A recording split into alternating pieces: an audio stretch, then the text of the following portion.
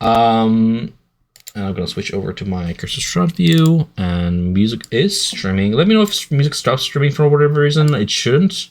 I think last session it did because of my. I'm not hearing music. No, because I'm not playing any. I had to. Oh, I hear music now. Yeah, I was just like, I need to adjust my levels first before, because you have to realize that I play Spotify on my end, just as an app. So if I have it at full volume, oh boy, do I not hear anybody. Yeah. Just curious, did he leave chat or no? Yes. I'm here. No, not chat. Scott, Server. Did he... Server, yes. Okay. Basilica is not here. That's what Switch she's. Discord from my phone to my laptop. Yep. Okay, then that's music. I'm just checking that my voice is actually recording this time, because last session it didn't, and I was like, I cut off the recording and I didn't see the green bar go down like I usually do, and I was like, no, it's been 3.5 hours. Are you kidding me? No alarm from OBS or anything. Just like, nope. The issue with that is I think OBS just doesn't know that that's a voice. It doesn't know to differentiate between a voice. We have the technology. You're playing devil's advocate. We have the technology to be like, listen, I see you have an input device that's plugged in, is powered on, has a channel, but there's nothing receiving. When you do that on Discord, it's like, Discord cannot hear you. OBS should have the same thing. It should be like a little red dot, be like, listen, this device is not receiving any audio. Do you want to fix it or not? I see you pressed record, but you're not recording anything, you know? But anyways, it is what it is, and I can't fix it now. I wish I could. But we'll sort of immerse, picking up from where we last left off. You, adventurers, have arrived at Yaedrak, a communal settlement set within the crater of a hollow mountainous peak upon the steeps of Mount Gakis. This is the home of the mountain folk, a peaceful, secluded collection of frost druids, firbolgs, goliaths, and frost giants. These are all the descendants of the first people to settle this valley, the last remnant of the ancient tribes that once lived among the other tribes of Barovia before Strahd arrived and changed everything. As you made your way past Yaedrak's gate, you noticed the thick-trunked sentinel tree, whose wide canopy shields the village from the outside elements. Looking into the distance from here, you also saw a gargantuan longhouse that overlooks the village. The Jarl's Lodge, sitting upon an icy rise on the far south side of the village. Following Calder, I'm just going to put us on a map for the sake of this. Following Calder, as she led you through her home village, you made your way to the shanties, a humble collection of log cabins and tents built along the lake running down the mountain slopes. There you reunited Calder with her mother, Chief Arnkalta. The chief thanked you for escorting her daughter back home and advised you speak with her Diarchy co-ruler, Jarl Harshnag the Grim. Should you be keen to, aid the village further or seek further guidance regarding your journey forward. You made your way out of the shanties and back into Yaedrak's center, where, wishing to cement your reputation in Yaedrak's ring of trials, you've challenged a group of Goliaths to a game of goat ball. And so, we find ourselves here. The game score in your favor, and the game won. A gathered crowd of interested onlookers shouts and cheers as your team scores the final goal. You feel sweat grow cold upon your brows, and your heavy breaths fog before your faces as you watch the team of Goliaths jump down from their stone platforms, approaching you. With heavy-handed claps upon your backs, they congratulate you on a victory well earned. Adrenalized as they are by the good challenge, they appear to be in high spirits. and each sort of like grabs your hands and lifts them up as they rouse the crowd into like a chant of like Mistwalkers, Mistwalkers.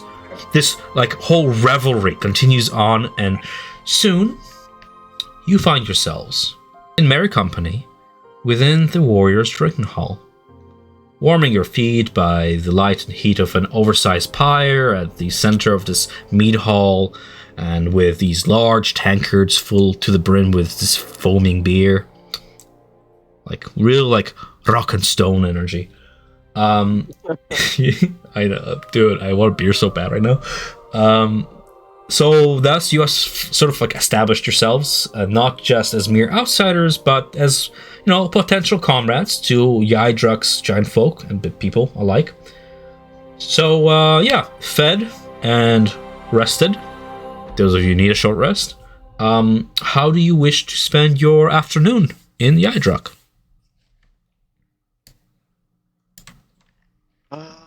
I want to continue. No. You go ahead.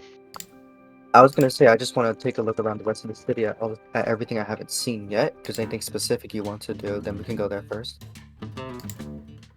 So you find yourself within the drinking hall. That's your direct thing. There's things to look around here, or you can like head out and explore the rest.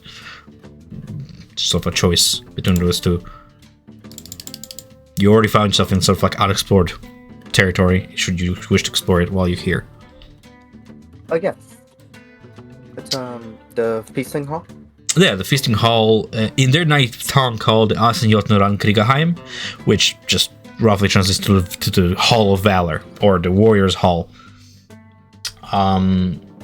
You are currently sitting in this like huge longship set into the snow that has been like deconstructed and refitted as some sort of a feasting hall.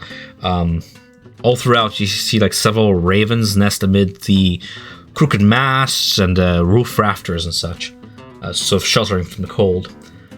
Within, you are surrounded by beating drums and the drone of stringed instruments, as well as the sound of revelry from all directions, from these like deep voices to smaller giantkin, Goliaths, and the like.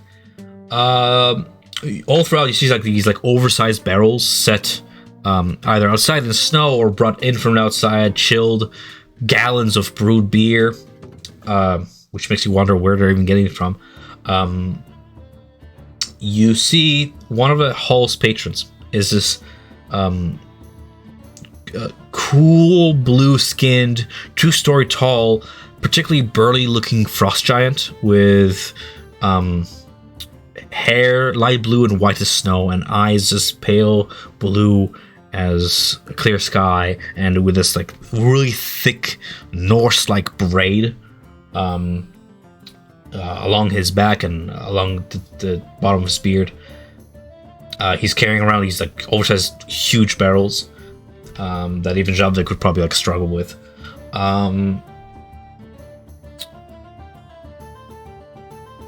You look around. Go ahead and roll me a perception check, Ezekiel.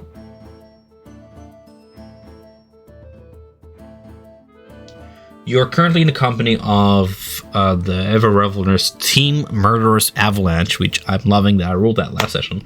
They're like 4 Goliath warriors who seem to like spend most of the time off guard duty, either competing in gold ball matches or like letting off steam here in this place. You see there's like a fighting pit set at the center of this feasting hall, where 2 of the members of Murderous Avalanche are currently just kind of letting off steam and just brawling each other as Goliaths do. They can shake off damage. They don't care about getting rough with each other. The other 2 are sitting at a table with you, and they're currently playing this game of dice. You see each of them has like 9 dice made from this like yellowed bone with dots chiseled in and filled in with ink. And there's a pile of gold in between them. You look around with a 14 perception. You spot a section of this establishment away from the fire, is exposed to the elements in such a way that frost actually leaks in, And there, seated, is another frost giant, and what looks to be like a half-orc female, deep in her cups. Like there's like 5 tankards strewn around her, and she's drinking like a 6th already, and she's just sitting in this like frosty, like almost rhymed in area. There's also Get myself a mug of beer. Yeah, you approach you navigate through this rowdy crowd. When you approach what looks to be the serving area where a frost giant bartender is stationed, you see he is the Mead's hallkeeper is like a frost giant wearing a horned helm with like one of the horns broken down in the middle, and you can hear him like humming in giant's tongue, similarly reciting some sort of a poem as he butchers like this 10-foot long walrus and throws raw slices of blubber into like a simmering cauldron full of some sort of bubbling hot stew the color of rust. Behind him are barrels upon barrels of brew. I'll ask him for a mug, human-sized mug, but I'll ask him. I'll say in giant, cheerfully. He turns to you, and first his gaze is like sort of like above your head as he's looking around, and he, with surprise, like looks down and sees your stature and is like, in giant back, he says, "Yeah, no, sure friend, yes." You see him reach across like an area of mugs, different sizes. Some of them have handles as big as his fist, and with like one like thumb and finger, he picks up a smaller mug and gently hands it over to you. And with an oversized tap and barrel, he hovers it above your tankard and squirts a little bit, like a squirt into it. That with one spurt fills the cup. It's like half foam. He's like, "I'm sorry, I'm just not used to serving somebody your size. It will fizzle out." No worries about it. Yeah. You see, now that you're this close to the bar, there is like a sort of like a brewery set behind the counter in what would be like a back room if there was a wall, but there's no wall because this entire like ship has been like stripped, and probably some of its wood has been reused for like some of the cabins. The brewery has like these large vats located at the back of the establishment that act as like fermentation containers for beer, and you can smell that hoppy smell in the air. And there's actual strands of green hanging from various sections of the wall where dried hops hang. Green in this northern section of nowhere. When was the last time you saw green?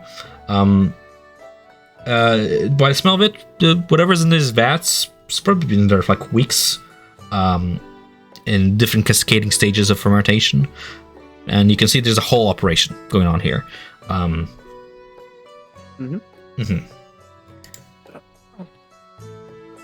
I'll take a swig of my mug as I'm like, just, getting seated, getting comfortable, taking a look around, smelling at people, and then I see like the greenery, and I'll sort of like I'll put my mug down, like clear my throat with like a small cough, and say, "By the sun, it's been I don't know how many years since I've seen like nature growing in these parts. What is that phenomenon?"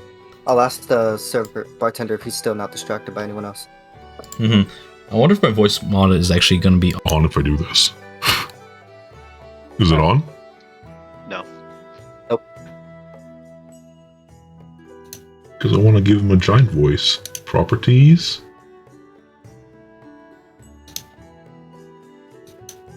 I think it's just not on in Discord. It's going to take me 2 seconds. Well, Just for my fun. do you think we should also ask folks There we about go. the wizard we took the staff from? He might give us more information about the dragon. Alright. I can try and at least show what he looks like, and I will use mask to kind of shift to the dead wizard's face. And then back. Might be worth doing. Wait until our friend gets back from the bar. Yeah, I mean, You hear the giant speak back to you, like sort of following your point finger at the green, and he, with some pride, says, Yes, that is Omrir's work. Good guy, that Omrir. Lives in the grove to the south. Provides pretty much all matter of fruits, vegetables, whatever nature provides. I myself don't have the palate for that sort of thing, but the beer... Oh, I could die for it.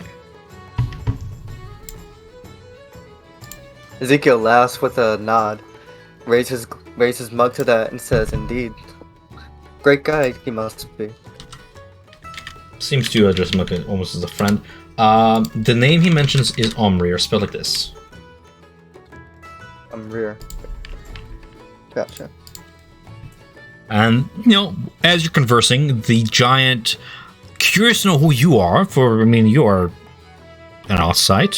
They recognize their own, especially since, like, now that you get a look around, you can see that most of the patrons here have either brands or tattoos of, like, giant runes across their bodies, especially the Goliaths. They have, like, these, like, inked lines across their faces and scalps and stuff. And I mean, like, your flesh is, what, just bare? No marks? Maybe a few scars from battle, right? But noticeably an outsider. So he inquires about you and introduces himself as Helmskag, the Skald.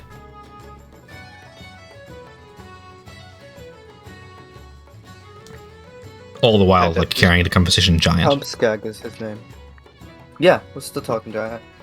I think Ezekiel would try to avoid any sad conversations. He'll just say, I've been just living on my own for a while now in the snow, in the mountains, in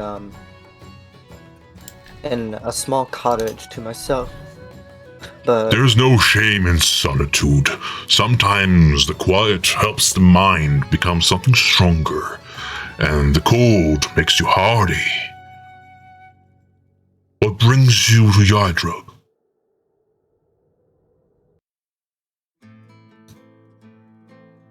What brings you this far into the wastes?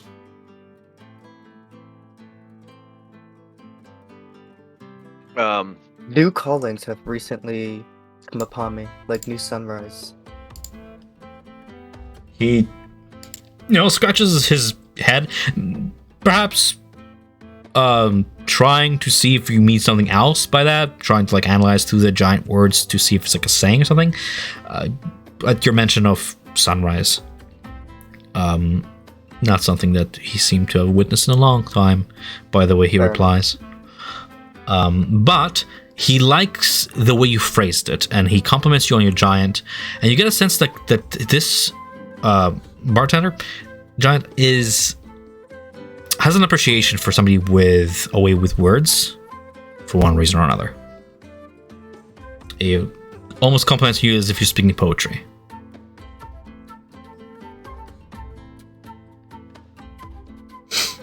What about the rest of you guys? As this conversation sort of carries on, what do you guys do? Well, Ramirez brought up how he might want to ask around about the dragon. So I guess towards the end of their conversation, us two would approach the bartender. And I was actually thinking the frost giant who seems to be sitting near in the cold area, right? The place with frost coming in. Yep.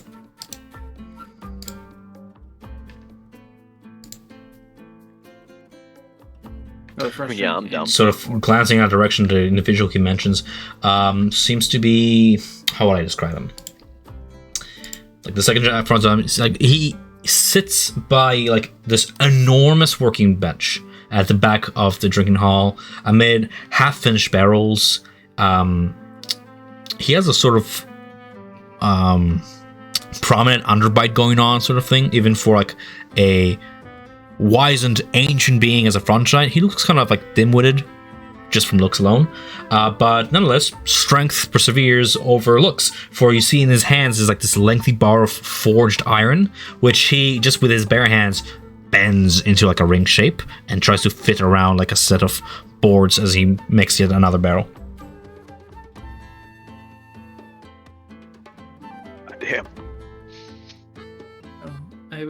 approach. Go. Making more barrels for wine here. Do you get that locally, or is that from the Wizards of Wine? Slowly, the giant turns with you with that same distant, dim-witted look in his eyes. And he's like, No wizards here. I make these my pride, my trade. Huh? My family, you see, comes from a long line of shipwrights and carpenters, but my crafts are much more simple. Simple beer barrels and the upkeep of Frankrika. Yes. yeah. A lovely ship. It's a shame there's no ocean for it to float upon. He just sort of mumbles, yes, shame. Like, returning to his work. You're used to people, like, looking at you suspiciously, especially due to, like, the color of your eyes, a very natural color. He doesn't seem to, like, notice or care, like, either or. You get a sense of, like talking to the vision, the way he slurs his words, there's just something with him mentally. Yeah. And then the more you look at him, you can see, like, a gash across, like, the left side of his skull, going all the way down his cheek. Like, an axe wound. Or, like, a rake of, like, some talon. A head injury from a long time ago that cascades down the side of his face. I would kind of lean into Ramirez and just be like, well, perhaps it's better we ask these questions for the Jarl instead then. Perhaps, although... if I was to glance at that wound that he has... Yep. Roughly speaking, would it be about the size of a dragon's claw? Yeah, you don't have to roll for that. It's about the size. It's not outside of realm for possibilities. Impossible to, like, know 100% even with a roll, but yeah. It's very much possible. Size. Yeah, your intuition is correct. Well, not to pry too much, but is it a dragon that gave you that thing? Looking at the scar? A brief flash of anger across his face, wordless, but meaningful nonetheless. Seems to affirm that. We encountered one on our way up here. We're hoping to learn okay, more 1 second, about guys. Sorry, guys. No problem. My door. What's up?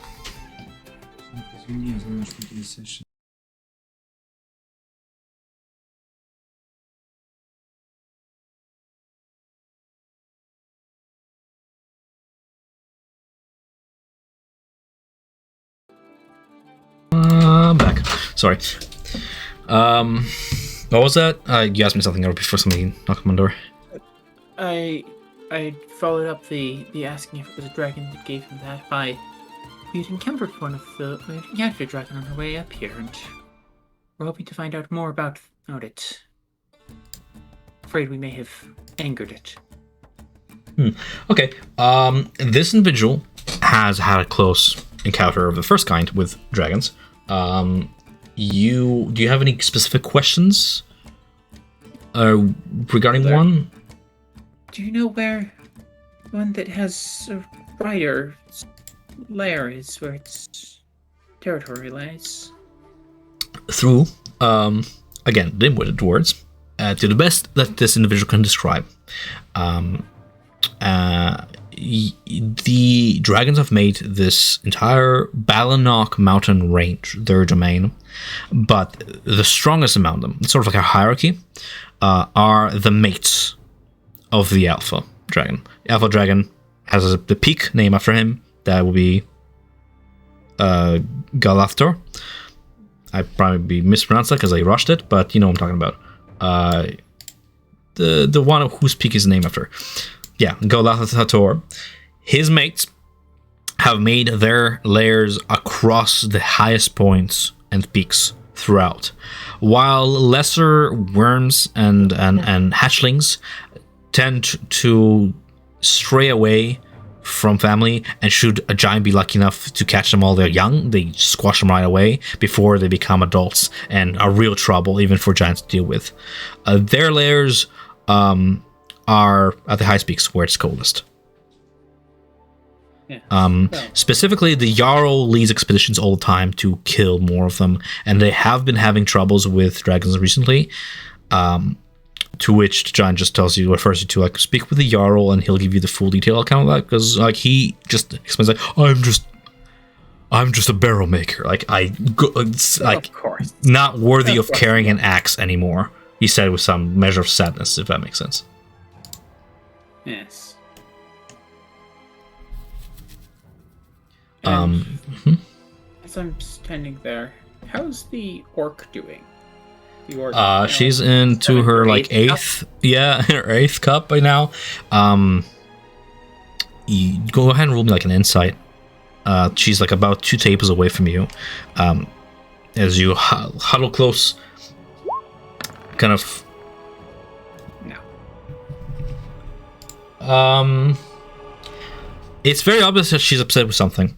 As you spot like a tear drop down, that knowing orcs and half orcs, you know that when they experience emotions like anger, they're angry, but when they're sad, they're devastated. Like, orcs have this innate connection with emotions, partially because of their blood, partially because of the divine connection to Grooms to One-Eyed and that spectrum of emotions. Whatever it is that touches her emotion currently is no small thing. And she seems to try to deal with it in her own way with these cups, clearly isolating herself from like the rest of the revelry. Look at Havoc. We should interfere, shouldn't we? Say we should or should not? We should, shouldn't we? Figure out what that is. Might be something useful. It's possible she may just want to be left alone. Possibly. Are you keeping this between you two guys, or are you also including the giant before you? I'm just... This would have been... Whispers? As we kind of turned, Fair enough. Turned around and started walking away. Well, I mean, it wouldn't hurt to... Yes. I'll kind of veer towards... Or, actually... Oh, I'm gonna be a terrible, terrible person. I'll walk over to the bar and get another drink, and I'll bring it over. Sure. Yes, so enabler. Something that I failed to mention, that these drinks are not free.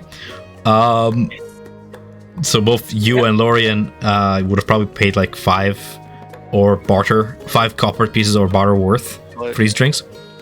But we won Goat Ball. Okay. I'll give Roll me a persuasion check. I'm not gonna. Fair, I'm not you made a gonna name for try yourself. and cheat.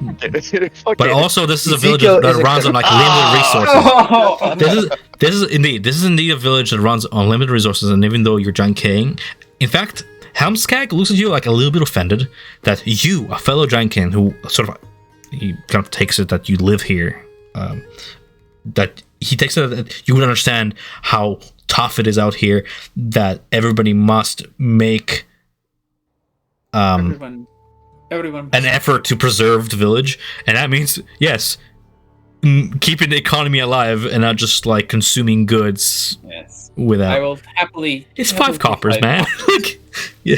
I said 5 silver. I'm so stupid. 5 coppers, which they again use the money not even as currency. They know that you're outsiders and that's all you have. You're not gonna know their way of barter as good as they do. They're gonna use your 5 coppers for like magic components, which is priceless on its own itself. In fact, I'll give him he says a 10 phrase in copper. Giant that you didn't catch beforehand at Whale Bellies because he didn't speak Giant. As you're handing him the money, he says a phrase in Giant that is both a thanks and sort of means like that your coin will ferry the dead. Your deed here pays not only for a drink, but also a ferryman for the dead, giving you a sort of idea where these coppers are going to go. Well, in a way, you drinking in this hall is also sort of paying respect to the dead. gotcha. Yeah. So there's like sort of a culture going on here. That's all. Yeah. Yeah. Well, I I would I'm say I wondering would then go if for because Mhm. Ezekiel, I was gonna say Ezekiel would have given him like a silver and told him like to have 5 pieces of just like as a tip, like let him keep it. But I'm wondering if maybe if they don't actually care about the monetary value and it's more about the material that the coin is worth. If like Mhm. maybe they don't care. But he doesn't know that. Either works. in Silver is also character. useful in its own ways. He doesn't bother Okay. you with the details of it, but you get an idea that, like, unlike other places you might have heard about in Barovia, where they don't take coins because they have human ideals, these people have their own use. Anyway, moving on. You purchase your drinks. Yeah. What do you want to do with the drink you just bought? Right. I will walk over to the orc and slide it across her and go sit down on the other side of the table and go, What's ailing you? Mhm. You look like you've had So a as you sort of rather maneuver terrible all day." the way across the bar from like the warmest part of this, by the fire, by the beers and stuff, all the way to the coldest, you pass by the same table where you sat before, where these 2 Goliath players from Murder's Avalanche are playing dice, and you see them like glance towards you with a mug in hand and look where you're going, and their eyes go wide, and you just see them like mouth something along the line like, "Oh no." I know. As you ask the question, she looks at you, one eye closed, and the other eye you can see that around the pupil, which is like hella like dilated, is like the iris of like red, like almost like a ruby. Sitting this close to her, you see she has brands all across her skin. This sloping forehead, a jutting jaw, prominent teeth, towering build woman. The grog in her tankard drips down the sides of her mouth as she downs her cup in a few gulps and throws it aside to turn toward you. Yeah, as I mentioned, like this set of fresh scars that mars her arm and face, which all seem to be worn as tokens of pride, not hidden or anything or bandaged over. And some of these scars you can even recognize to be shaped like the runes that you yourself brand on your weapons and stuff.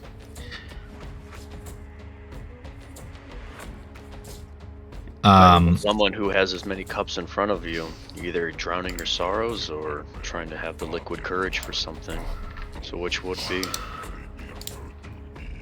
A little bit of both, I guess. It's my graduation ceremony of sorts. You see, I must let go of a certain past, but not before I have vengeance. I am Wunth. Who are you? Can you spell that, Names please? first. Wunth? Wunth. Oh, wound. Okay.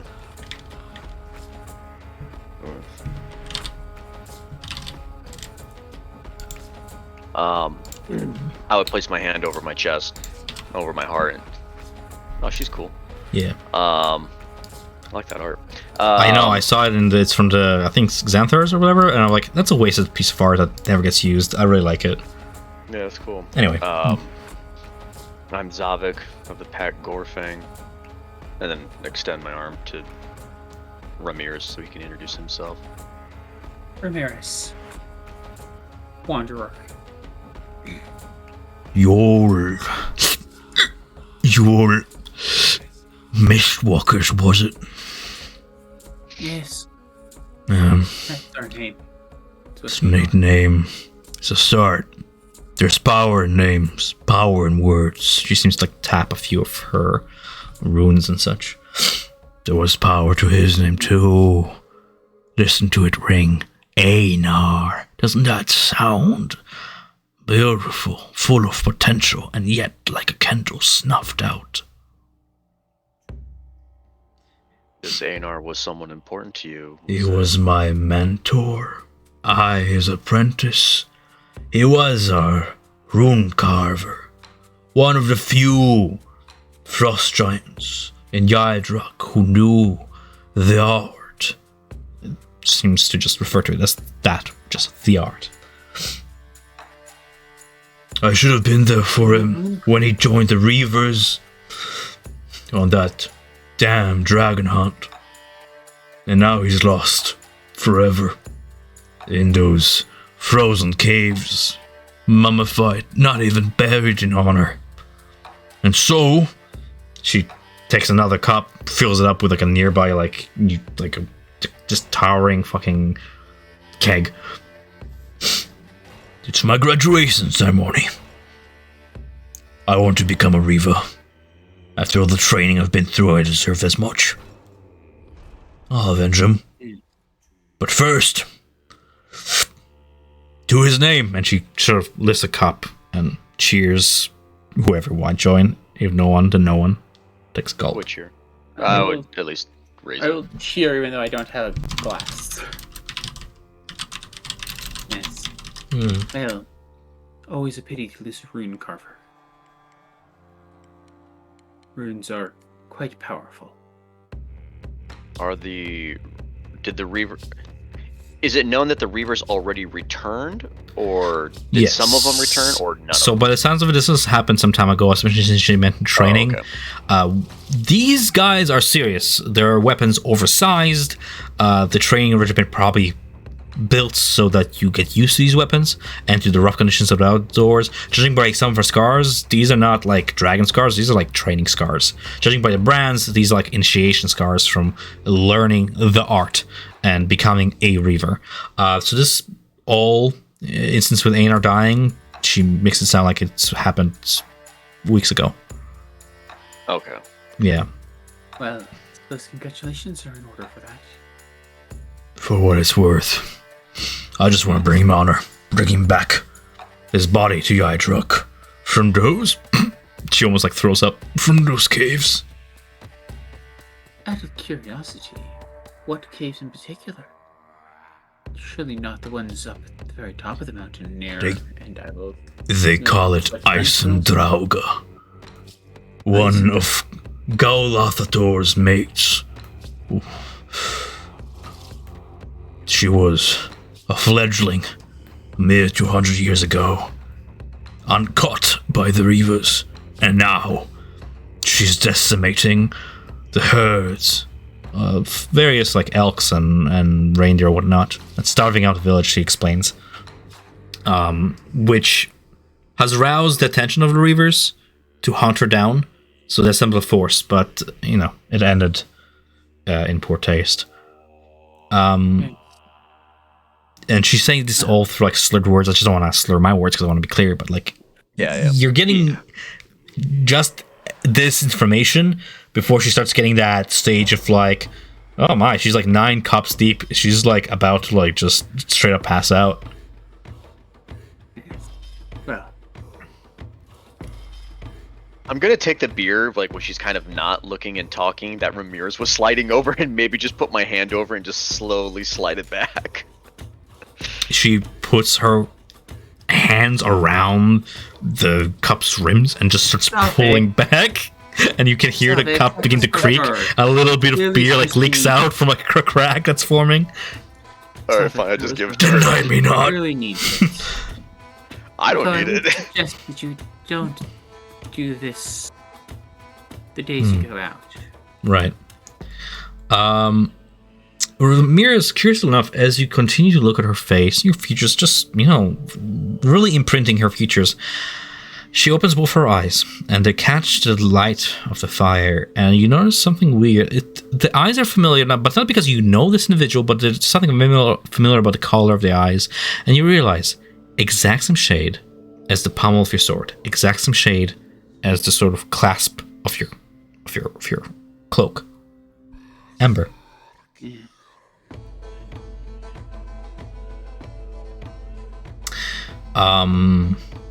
As you guys decide what to do next, Ezekiel, where are you at? Hey, so after I get my drink and we have our friendly conversation, I'm gonna go over to enjoy watching that brawl that was going on while still finishing my drink. Fair enough. Just hanging out. Are people like gambling on who's gonna win or anything like that? They're yeah, they're placing bets here and there, but like not money.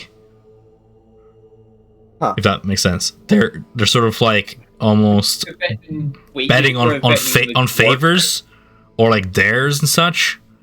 As the two Gotcha. Goliaths already sweaty from the outside game, just continue up. They fucking have energy up the wazoo and are not on guard duty out there, exhausted in the wilds. So they have to lose their energy somewhere else. So this goes on for like a good while. You can enjoy I'll that. just watch it as I enjoy my drink. Every Alright. like 30 seconds or so, I'll look over to Ramirez and Javik, see if like they want to see. I'm like double checking if they look like they want to leave or if they like look like they're about to leave without me or some shit. And his name is John Cena. All right. Yeah, ditch this dude. We don't want him. Fair enough. I will kind of get her starting to try to trace out runes on the table. Her eyes are strange. Same color as this. Don't suppose you've had any experiences with rocks like this? Showing the brooch that I have on my cloak. You showing Funth? Yes. Whispers. The Hall of Whispers. The temple. A test. Making one worthy. She begins slurring into sleep, but she recognizes the gem. Maybe not realizing what she's saying and if she should be saying it.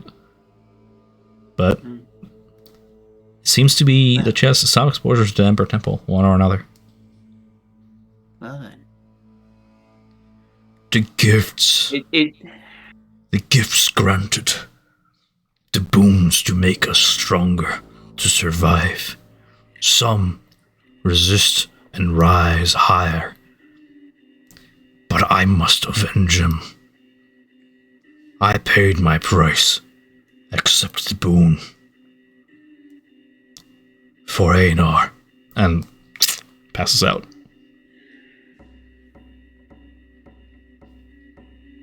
Okay, I will with that.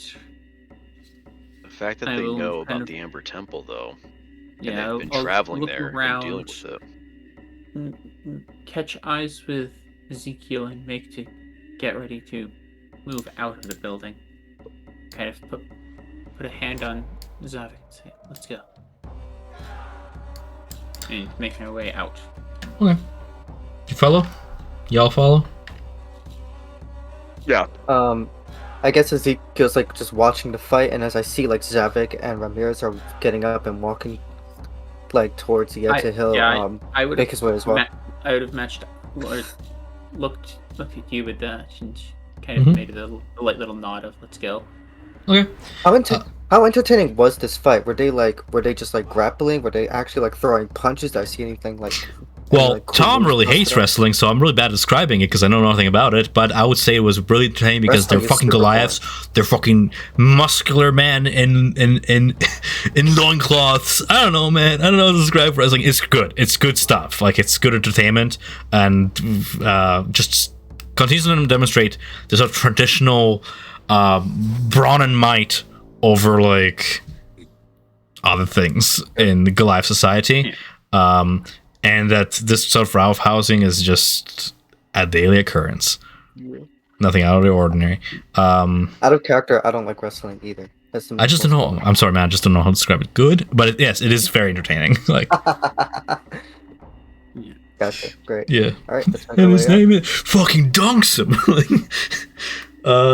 You head out back away from the fires and into the cold of Yaedrak. Where do you head? I'll try and lead us somewhere where we're at least somewhat isolated. Easily done. Underneath the This tree. whole settlement may be like, houses 200 individuals, and it stretches like 1,000 feet across in either direction. So you can find a nice spot if you want to go under the tree among the low boughs and the roots that dig into the permafrost, or even further into the green grove. There are a few quiet spots. We'll go to the tree. Sure. Well, then, Yep. Once we're kind of out of immediate sight of other people kind of hearing what we're saying, quietly go, well, Ruth was at the temple and apparently accepted a boon there and paid a price for it in exchange for vengeance for her fallen mentor. Well, I can only imagine what that would be, but the fact that these Yeah. people can get there so, maybe not easily, but that they know about it, and then just someone like her, I mean, I can only imagine how many others have gone there. Yes, I imagine it might be a rite of passage, or something that those who are sufficiently motivated may go and try and get power from. Gives us good indication, at least, that this is something we can get to, something we can find. It also means the dark powers are also going to communicate and spread their, Yes. literal powers to anyone. It's not Yeah. even about being worthy, it's just about offering something in exchange for... Yes, paying the price. Exactly. You just have to make sure that whatever we end up having to pay isn't too much. Ezekiel was like surprised by how serious this conversation was. It's like I thought we were just going in there to like get drinks and enjoy. What were you two talking about? We're gathering information. That's what I do.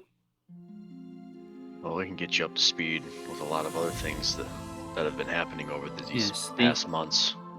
Yes, this But- was probably a quick summary of things. We're seeking the Ampla Temple, where there's at least there's power there. That's where Strahd got his power from. Why he's immortal. We have to go back to the very beginning, and hopefully we can try and find something else out. Weakness. Something to undo Perhaps. Exactly. or at least let us fight him on even footing.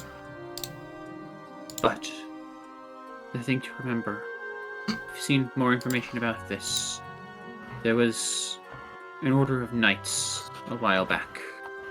Many years ago, back when I was young. Under the leadership of the Silver Dragon Argynvost. He sought out this temple and tried to effectively lock away the knowledge within. Didn't go so well for him. He died distraught. But We. I don't mean to interrupt. I'm just you're putting cool pictures I like on. that. I like cool pictures. No, we I don't know what the fuck I was gonna say. No, keep going. yes, well, we should be careful. We were able to speak with Dragon Spirit a while back, and he warned of the dangers of the place. But there's a lot there that we can potentially take and use. And to be perfectly honest, we need something. We need an edge. Looking at Zavik, we didn't do so well last time we took on Strahd directly. Well, not even directly. We fled. If he wanted to, he could show up here right now and cut all our throats. Exactly. Right now, It's impressive that It's impressive that you've even seen him once before and lived. well, there are reasons for that. At least as long as you stay not a threat, you're reasonably okay to survive. And he's distracted. Right now, he's fully distracted. He has one of the things that he's been yearning for. Speaking, I wonder how long it'll last. It's going to get bad when the cycle repeats. If you guys could be any more What? vague.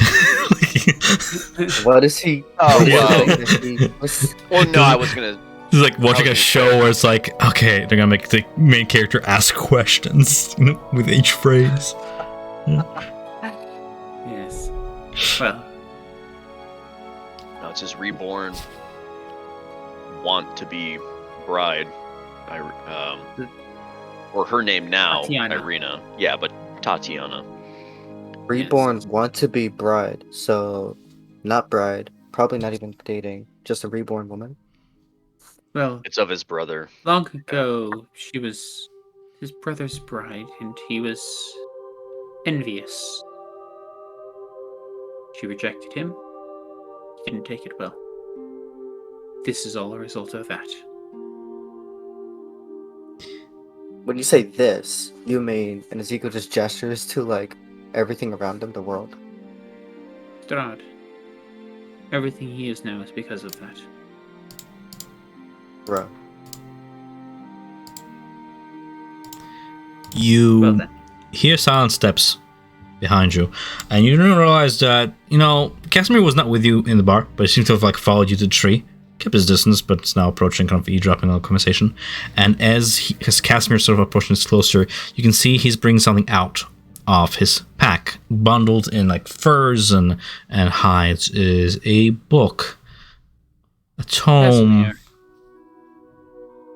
I suppose this Wait, might you get enlighten that our newest ally, no?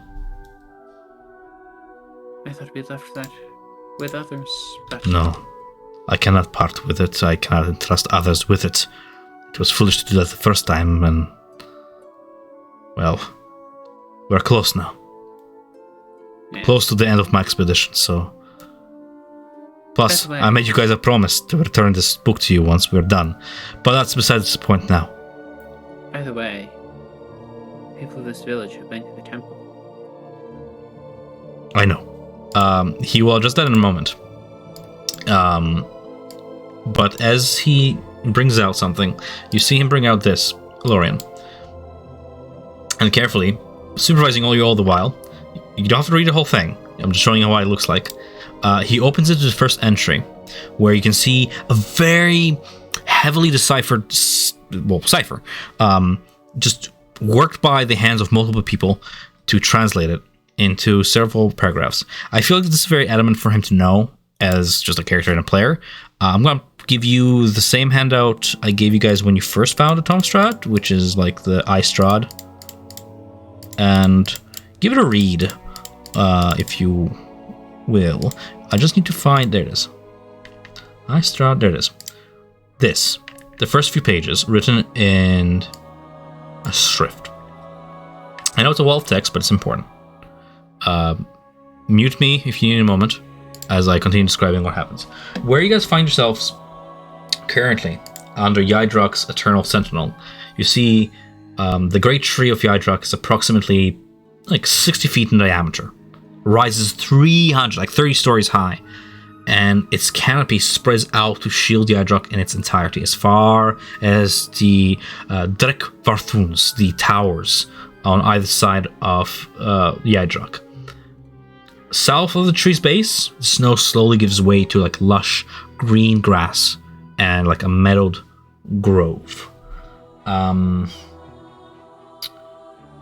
You get a sense that there's visually like magic leaking out of the tree, and as you got in proximity to it, through its roots, through its bark, you felt a constant sort of like a thrum, like a heartbeat, pulsing from its core through the roots to the land.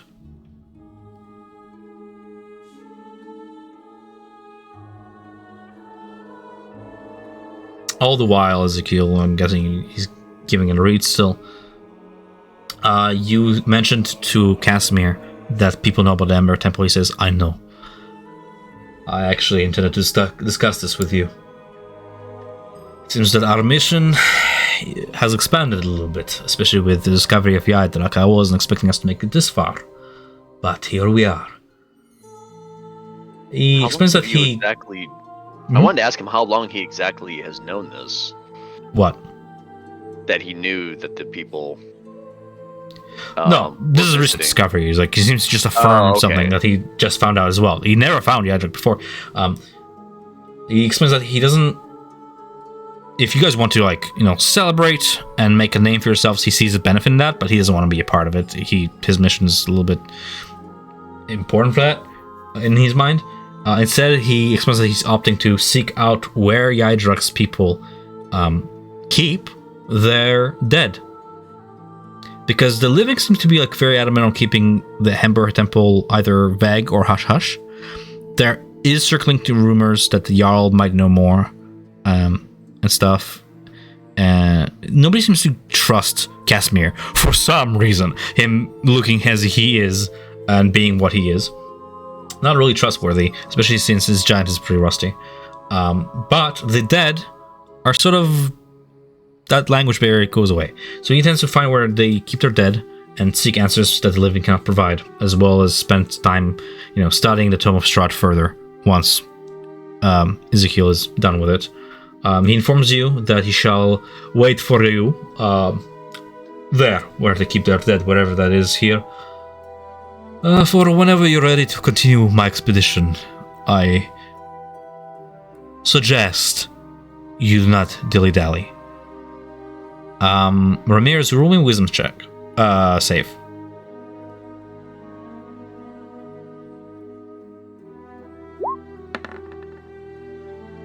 You hear the word suggest sort of reverberate in your ear, and then your senses hyper-focus on his words as he says them. Do not dilly-dally. Make haste, find what you can, and then report back to me any detail that will lead me to my sister. We leave come dawn. And you feel like you really, really should do that because that's in your best interest. Something really bad might happen if you don't. You just get that feeling. It just becomes one of your top priority bullets in your brain. That being said, Casimir waits for Ezekiel to finish reading the first entry from the Tome of Strahd, and then expectantly, brings out his hands, holding the bundle of furs to protect the ancient tome. What did I miss?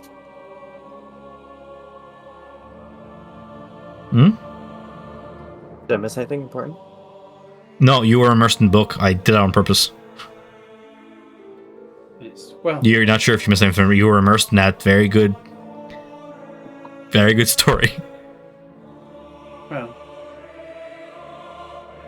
Ezekiel, as he's Yeah. reading it, his expression goes from just a plain expression to frowning to a look of shock, and then he looks very upset as he's finishing the book, and then he hands it back to Casimir. and says to think that all of this, all this suffering, all this darkness and shadow comes from a man's envy. I'm sure there's more. A lot of this tome is yet undeciphered, and I intend to take it with me to a quiet place here, perhaps among the dead, where I won't be disturbed, and studied further. There are answers here. But yes. I promised this group that should you succeed in fulfilling... Okay. Start walking towards the Jarl. Okay. As you continue walking towards the Jarl, he finishes saying, I made a promise that should this group escort me to my sister, that is all I really care about, her return. Should we succeed there, well, nothing else will matter to me. I will pay what price may be, and I fear that there might be a case where I won't even be able to utilize this book anymore. So, it is yours for the keeping once we are done with the temple. Do not let it fall into the hands of another. Okay. And, as you hand it back, you notice the various page keepers throughout the tome of more decipher passages, more information. This is like Lorian's fucking red dream. It just that you didn't get to handle this handout before. It's essentially like Tom Riddle's diary of the BBG of this campaign. Just so you have context of what this is all about and who they're talking about, who's this Tatiana and whatnot. Anyway, Casimir is making his way to the west end of Yaedrak and just keeps going past the Reaver's armory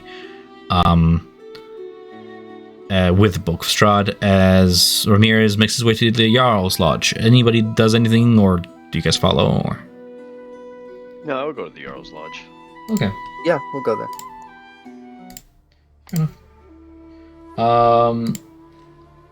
As you make your way to the Jarl's Lodge, let me just make sure we didn't miss anything vital. As you make your way to the Jarl's Lodge, you can see it's risen on this prominent icy hill, and on its eastern side, facing the grove of green, is a large, and I mean like large, like 60 foot in diameter, hole of a cave that seems to not have been chiseled or dug out, but like melted, if that makes sense, as if the hill itself breathed out fire to melt the ice from within and to scorch away an entrance to beneath this mount. Atop the mount is the Jarl's Lodge. Sort of like at this just kind of reading here. Large longhouse. The entrance is like decorated with like mammoth tusks and runic markings, and you see guarding the entrance are like two other frost giants whose armor is like rimed with icicles, and helmets are adorned with gray-white handprints. Some of their armor seems to have been made from like stitched together armor of smaller creatures, sort of like patchworked together and laced. Beyond them, in the grove, from here you can see a patch of green grove grows beneath the shade of the tree, where you can see like a tall firbolg maintaining the garden. Do you just continue toward the Jarl's Longhouse? Just let you know what you see on the way. Yeah. Okay. I would say the Jarl's, would be the main priority right now. Yeah, you just note what you note, right? As you make your way into the Jarl's Lodge, surprisingly the guards let you in. They're just like study your faces and note who's entering, but one of them just kind of pushes one of the oversized, heavy groaning doors, and you see inside a large throne made of ice rests at the far end of this lodge. Upon it sits a frost giant of hulking dimensions. Other giants seat upon huge rags or pelts of furs, feasting on cold raw meat and drinking straight out of like these large barrels in their grasp. Along the rim of this building, inside are like numerous trophies mounted on the wall, oversized spears also mounted. You see like the heads of like white dragons, yeti beasts, and this like insectile-like creature with blue chitin and long needle-like fangs. Above, crystals of blue and green cast rays of light, leaving luminescent trails upon the walls, like that of an aurora borealis-like effect. There is no campfire or pyre to warm the interior, and a constant chill settles upon you as you make your way further inside. The frost giant seated at this throne lifts his like oversized tankard in a gesture of greeting and says, in giant, "Hail, outsiders. Welcome to Yaedrak, where the strong protect the meek and the ice never melts. Few small folk have the strength and will to climb the mountain. My people recognize your efforts. What would you ask of me, Jarl Harshnag the Grim?" Harshnag the Grim. Wait, what's Ilsprada? I thought that was his name. No. Is that? You're not thinking Ilsprout is something that Calder's mentioned resides below Jarl's Lodge. Didn't specify what it was, but she mentioned that it's a place where you can stay if you wish. Oh. So I just put it on a map to remind myself it exists. What was back- the Jarl's name again? Can you spell it? Jarl Harshnag the Grim. Yeah.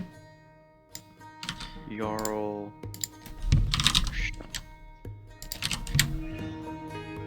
Harshnag. Okay. Well, we really looking at a couple of things. We were coming up here to go find a temple with some information we seek.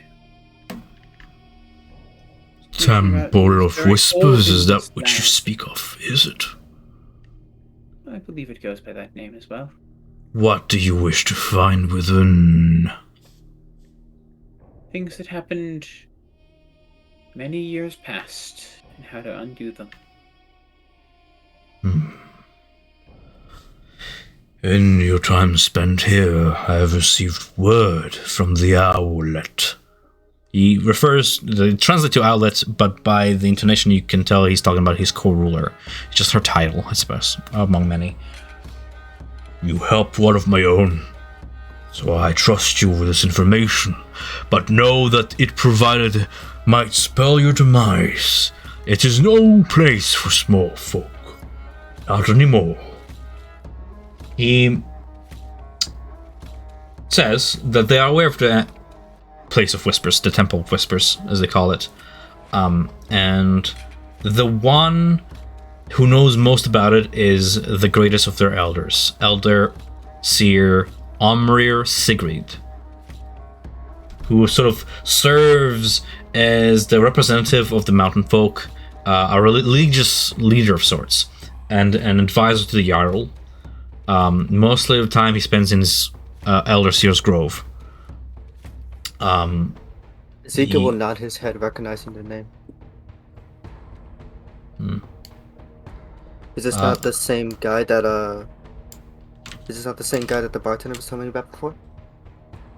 I do not know what conversation you have with. Yes, it is the same. Out of character. You recognize, yes. Sorry, I thought you were asking him. I'm like, he's not psychic. Yes, it is the same name. He just nods his head, letting him continue. Doesn't interrupt. He asks you, like, what you wish to know about the Place of Whispers. He trusts you with information, can speak a little bit about it, but most of that information Elder Seer knows, but, as that's his advisor, he's also informed of it. I suppose the most interesting thing to us would be what dangers we will face as we approach it. What's protecting it outside?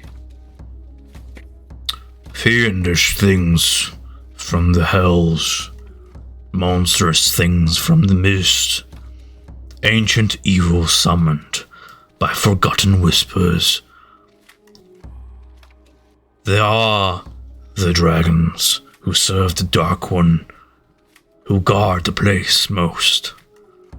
But there are also others, those who sought the temple and succumbed to its temptations, have become changed by it, corrupted by it. Minds lost and bodies changed, they prowl the wastes, hungry.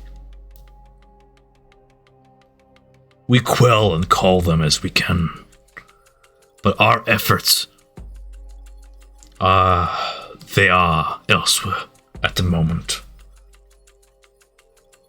Yes. We have suffered recent losses. I heard of Daniel, the Rune Carver.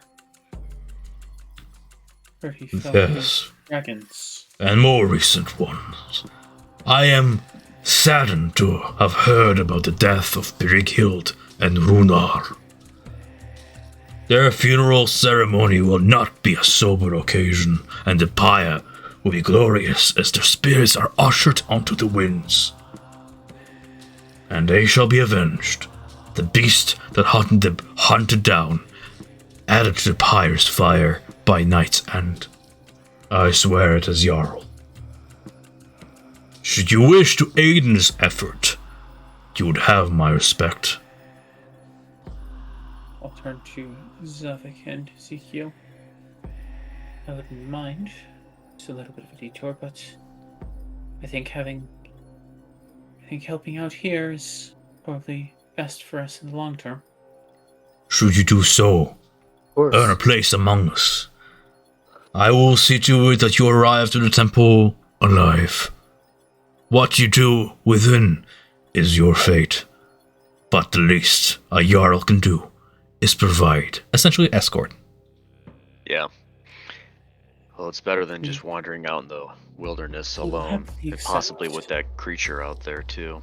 That, and of course, I will not lie, it will serve me well as well.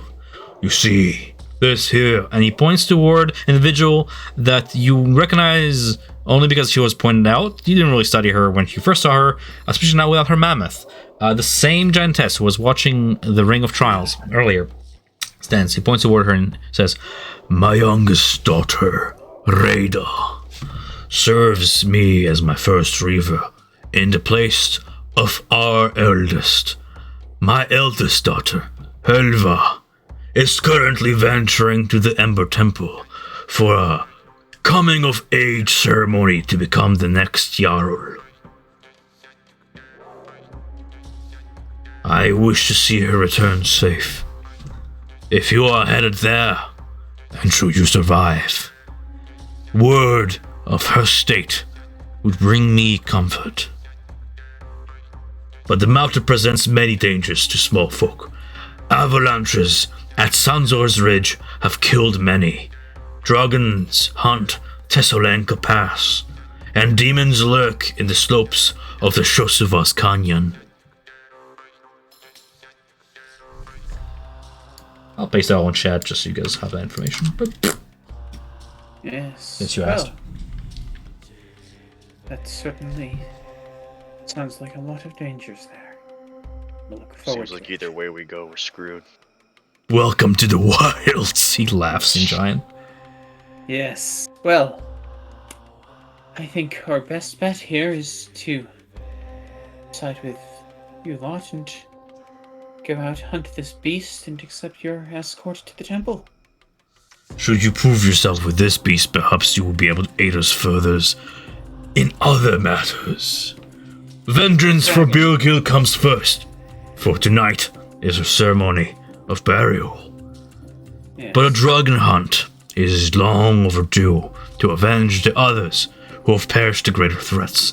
For the sake of expediency, and because his voice is killing my throat, he explains something. Did you have a question? I was going to say, yes, we saw some of those on our way up here. Well, one of them on our way up here. Impresses Might you. be more dangerous than normal on dragon hunting. We may have angered, but from what I can gather is the elder dragon in this Are you carrying the staff in open, by the way? It's not fully in the open. It's wrapped up. Because last time you Yeah. described it, it was like hidden, so that's why I'm treating it like he doesn't see it. Okay, fair enough. It's wrapped up on my back. Mm-hmm. I was gonna ask. Just another walking yeah. stick, yeah. Well, let's see. With that, I would. I want to get to the temple, and he's our source to the temple. Yeah, I'd say I did get this from him. And I'd pull out and unwrap the top of the staff. You expected many things. Shock, horror, being chased out of fucking Yaedrak. What you didn't expect is laughter. Laughter at the sheer courage of small folk to have stolen treasure from the ancestral one. And you see a smile form beneath the thick mustache of the Jarl as he says, "A beginning, and a well one. Good. It is now only time before he comes for us, so now we come for him first. It is as the runes have prophesied. Your arrival here was foretold to me by the Elder, and you have now confirmed it, that you are the one we've been waiting for. If fortunes be wise, and the three and the Frost one are to be believed as they always have, and the fates aligned, you will join us on this hunt. to guarantee our success. He explains that while Golanthator, the Ancient, has succumbed to like almost senile madness and lethargy, its mates and brood have continued to like terrorize the folk of the mountain. One of the Ancient Worm's mates, a female white dragon named Eisendrag, also like sort of translating from giant to like the nightmare in ivory, has been like starving out Yaedrak's population by decimating like local caribou herds and stuff. Harshnag and Rada are very much eager to have you join them to slay this dragon, should you agree. They have history with it, having fought it many times before. Yaedrak's giant kin and the dragons hold like almost like a rivalry, which has left scars upon both scale and flesh. You know, during the latest altercation, Harshnag lost one of his brethren, the same Einar, the runecarver that you've heard about before. And he explains that like the dragon actually froze the runecarver's body in like a tomb of ice deep within its lair. So now, especially with this gesture, you just present himself, Harshnag intends to send Rada on a venture to Galathr's Peak to face the dragon as a test of her might and a test of the fates and an effort to retrieve Einar's body for those who grieve for him. He also looks to the rest of you, those of you not holding the staff, and to incite you on this because there's strength in numbers, he mentions Treasure, the Rain, and is willing to share in the bounty with all who prove themselves worthy of joining Rada on her upcoming hunt. The dragon in question, Galathr's mate, he describes to be an adult specimen, a few hundred years old, that layers in near Galathr's Peak. Rada knows the way. It's been spotted hunting all throughout Mangakis, making its territory throughout the Silicon Pass, Sen's Ridge, the Blizzard Fields, the Ice Spires, other locations, but that's where it nests and returns to, where should you do what Raider intends to do and pretty much stake it out. We'll learn as much as we can in as little a time as we have, and hopefully we can have this tribe rest easy. Right. But I also... Yep. Well, I wanted to ask real quick. So, was he aware that his own townspeople is going to the Amber Temple and making deals and coming back, and he was calling them? Yes. So the way he explains it is that he's his eldest there for a trial. Yes, his eldest child is currently there for a trial of a coming of age ceremony. Right. The Jarl leads the people in a diarchy, meaning that he only rules his people, while the chief makes calls regarding the more humanoid portion of Yaedrak. The way he explains it is not his place to judge. He holds immense respect for the chief, and they've coexisted for this long, and from this bond, it's not his place to judge how she handles her people. To Giantkind, the acceptance of any such gift is Mog, as he calls it. Also a word for, not sin, but like forbidden stuff. Haram, yeah. What half-orcs and the other humanoid races of Yaedrak do with such gifts, if it brings strength to the tribe and doesn't, they don't lose their minds or anything, he allows it. If should any come back with signs of possession or otherwise, bad juju stuff, they literally cast out people into the frost.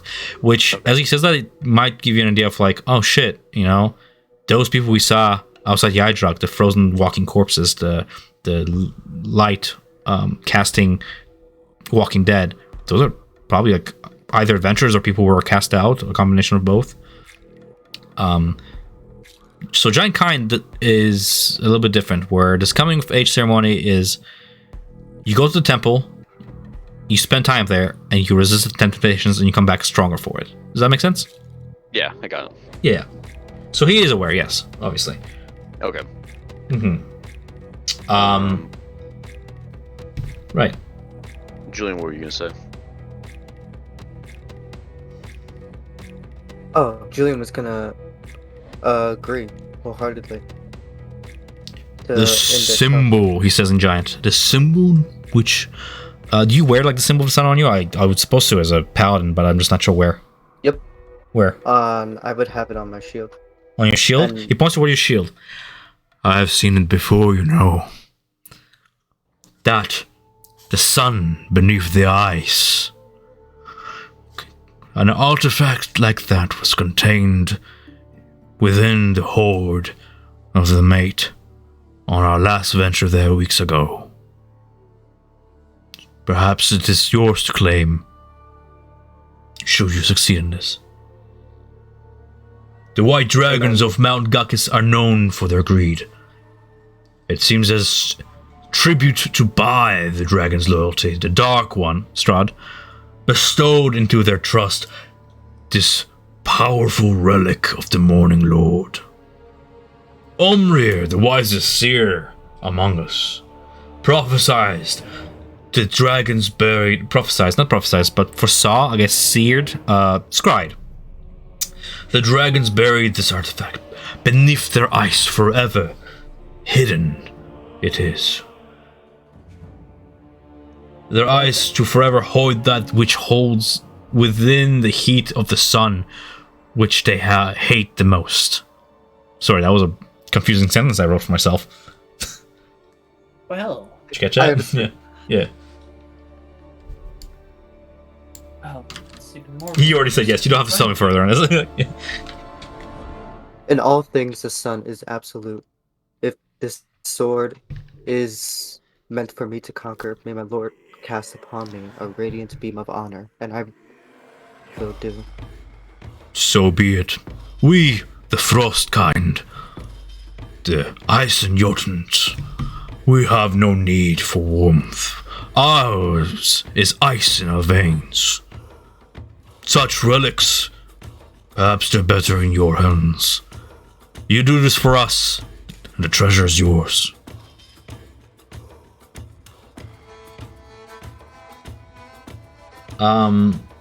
Turning to you, Ramirez, looking at your equipment, this giant recognizes the runes, and he says, mentions that Yaedrak's rune cover has been lost during the last time Harshnag led a hunt against Galathor, but the rune cover's crafting secrets are tattooed on the frost giant's flesh, whose body is entombed in ice within Galathor's lair. Should you wish to hone the craft that you are clearly pursuing, he says that a very powerful rune which you do not bear yet can be claimed as Einar's final gift to his people. It is knowledge that would be otherwise lost with his corpse once it rots away and lost to time. But should you recover it, the giant kind will, you don't need their permission, but they inform you of this knowledge that, above the table, it will be really good for your sap class. Oh yeah. Yeah. Oh, yes. Well. There's no way for me to say without meta, without but you get me. Yeah. Yeah. Yeah. Then he turns to Javik and he says, "You ought to speak to your kin." He refers to him, saying that the other series of Furbolg as well. Yeah. You might be able to use his powers. He is a powerful spirit shaman, and you might share his ways. It is not often I see your kind among us. Not many Furbolgs in Yaedrak. Your way should be preserved, be it by oral tradition or otherwise. Speak to him. Harness that power. See what you can learn from one another. It's been some time since I've talked about the old ways. And sort of Sort of like above table item. Like, I don't know if you noticed, but Firbolgs have very shamanistic society amongst themselves as well sometimes, to the point where I don't know if they're called elder seers, that's just my term, but they actually do have like seniors and elders who have a sort of very similar power to the Vistani, where like they're well, not omnipotent. What's the word I'm looking for? Prescient. And the way that Jarl speaks about Elder Seer Omir is as if Omir is expecting you. So he's sort of like passing that message forward. That's it. That's not premonition. Prescient is the word for somebody who can foretell a little bit about the future. Somebody who foresees the future. What was the name of the furball again? Omrir. Omrir. Omrir. Oh, He's the elder seer of the grove. Well, I suppose the most important question then is, when do we go? When is the hunt for the beast slew? What is it? Runa? He makes it sound like you showed him staff. He's like, well, I mean, like the it might come for Yaedrak, so it's better to strike first. But they were they? I mean, like, strike first again. You know what I'm saying?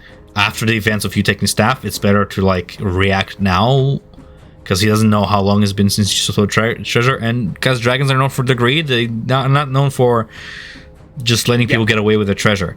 So you traveling outside of Yaedrak with that staff is just like risky that you might encounter a dragon in the wilds. Okay. That being said, he points toward the ice staff and asks you, like, what do you intend to do with this?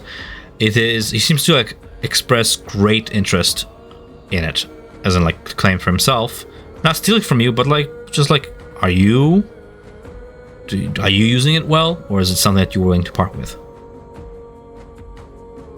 Honestly, I don't know. I didn't even know what it was when I was grabbing it. It's rather funny. Grabbed it and was on top of a dragon for a bit. Surprising to be there. Haven't had a chance to try it out yet. It will do you no good against the drakes. It is their element. The artifact which you hold, it belongs to the one that served the dragons long ago. Before my time, if you believe it. Before the time of my forefather. I do not know the full nature of it.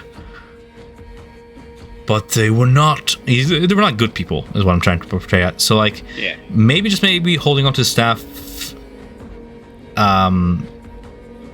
might associate you with them. And if you're venturing to the temple, there might be a correlation between the staff and the temple. But the Jarl is not sure the full story there. Yeah. I'll turn to the others. Could be useful for us. If nothing else, its ability to make walls for us could be very useful for escaping if something gets out of hand. That'll be fine to hold on to for now. Yes. But What do you guys do? I'm gonna eat. there. Alright, go ahead. Ezekiel kind of just like firmly looks at the staff and says, I'm not happy now knowing of its origins, but if you think it'll be useful, I won't take it from you. Actually, Giant Kind is off oral tradition. Let me just check something real quick. Mainly, I'm looking at this being really useful. Okay. I'm not actually casting it, I'm just getting the thing out. Yep. Being able to make a wall of ice in a large area to block something would be very, very helpful to us at some point in the near future, particularly if we are fighting lots of things. Right. But I have Ramirez is like this. Ramirez is like describing the ice spell, and Ezekiel is kind of just thinking in his head like there's an endless abyss of ice around us. But okay. So like the Jarl, obviously, he doesn't like take it away from you or anything. Doesn't make a move for it. You've seen that he expresses a yearning for it, but as traditional of Reavers, the one who claims treasure has claim to it. Like you want it fair and square. But just if you ever want to part with it, you know who would really, really want it. But that's about it. Do you guys do anything else at the Jarl's Lodge, looking about or talking to anybody? I don't think I have anything else that I need to do there. Not for the Jarl. I cannot for the life of me open character sheets for some reason. Like it takes forever to open. Weird. Yeah, I know. But I would like to go visit Omrir and see what he would have to say and what kind of guidance he might have. So, Javik, stepping outside, a gentle breeze jingles several, tubular bells hanging from the lower branches of Yaedrak's great tree. All throughout, around you, you see patches of green, and even some flowers peeking from beneath, light snow.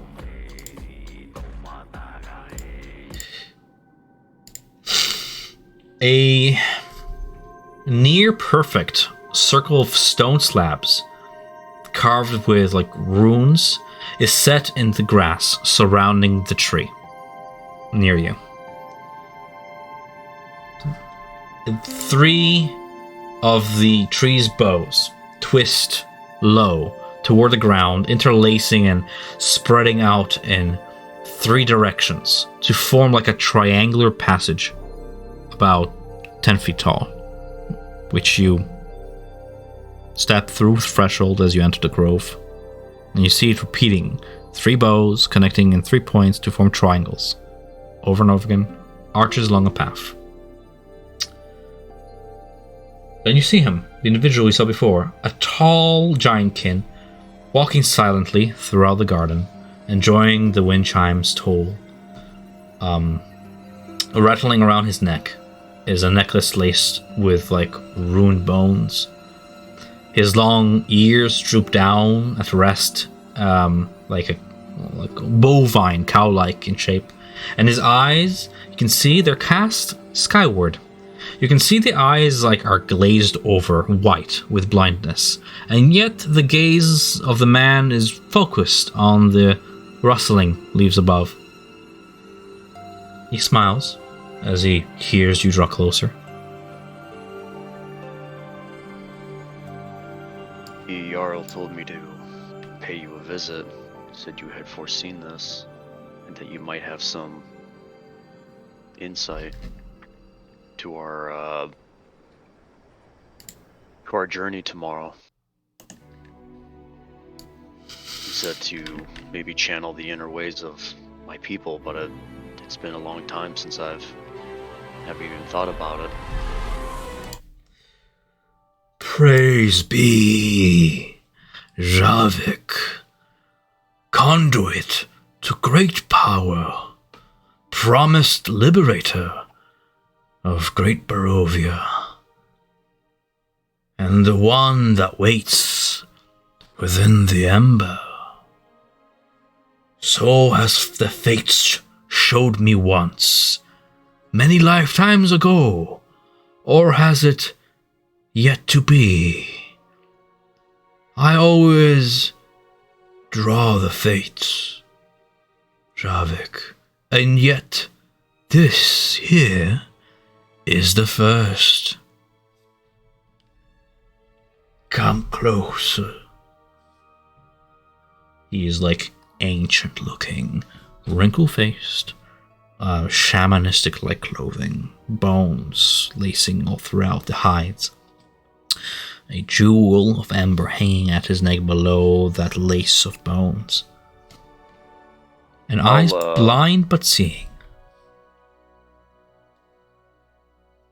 I was gonna say I would just drop my gear and, approach his nice. Take off your shoes, for this is sacred ground. No, I mean, I would just drop my shield and... I know, I'm just Moses moment in my head. No, I know. Fucking burning bush, you're just sitting there smoking a hook of weed, I don't know. What are you talking about? Come closer, you know? Come closer, and I shall draw upon the fates once more. For this is the first time we meet or several. When drawn by me, the fates will grant you power. What power? Well, that is both known and unfathomable. The fates, they shall decide. Are we all but players in this game of chance, do you think? Do we simply go for it? Oh no, I was gonna say I wanted to be one of the players that comes out on top and still be able to make it out alive. Coming out on top while lending yourself to the draw. Yes, I can feel fate's hand. It is the right time this day. Yes. Tell me, Javik, do you believe in destiny immutable? He would kind of hang his head low, kind of thinking it over a little bit for like a couple seconds.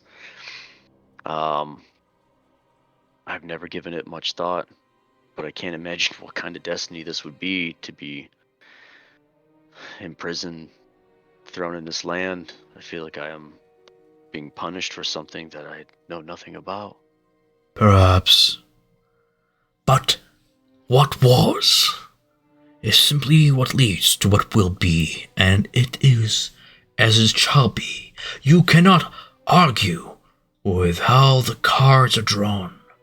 One might as well argue with the ocean or the winds. Your fate is drawn, Javik. The path lies ahead. They have spoken, but who will listen? All it is as it should be, as it ever was, as it always will be. Your losses define your future. But are they losses to begin with? That is my gift to you, child. As the elder of the tribe, I grant you the paternity to recommune with the spirits of your past, those you lost, the Gortusks. Or thanks. Gorfangs.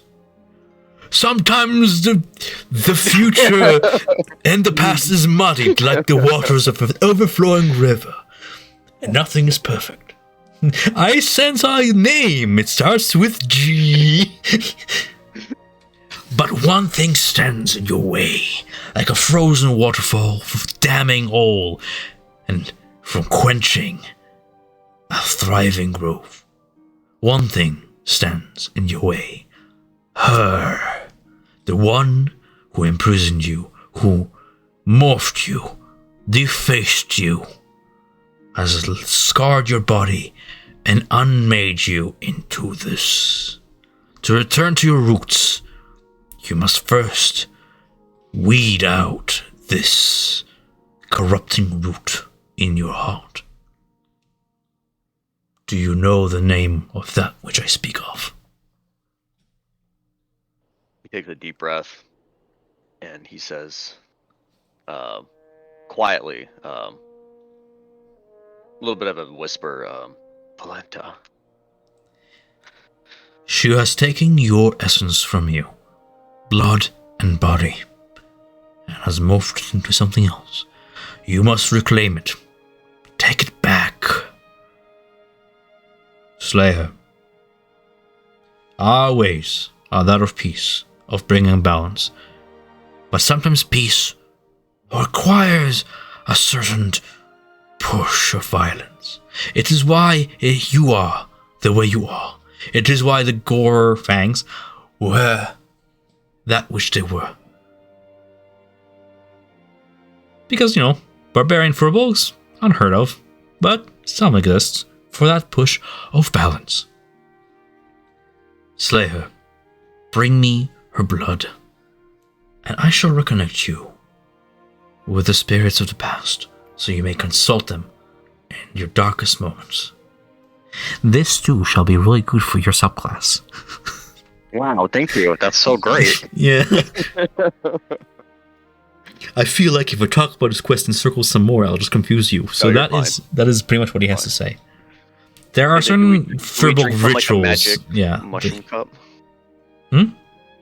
Do we drink from like a magic cup then, and we? Pass it You're back and joking, but forth? that's pretty much the vibe I'm going for. This guy. Okay, cool. Because I was hoping so. Maybe he's really wise. Maybe he's just really high in his own fucking mushroom world right now, and he just sees things. But maybe his words touch you, and maybe just maybe the answer does lie with slaying Valenta, bringing her blood to here, and maybe conducting some weird ritual for people.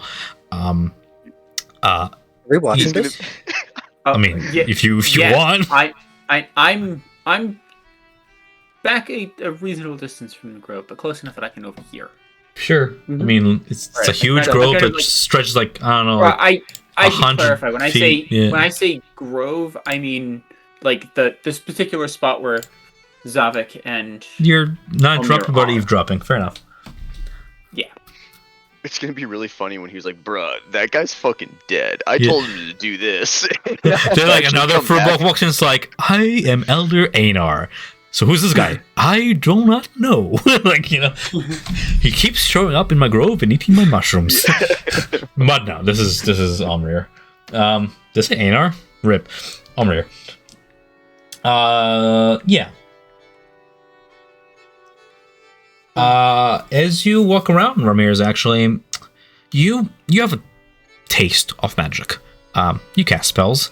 You notice like the perfect stone circle around this one section of a tree.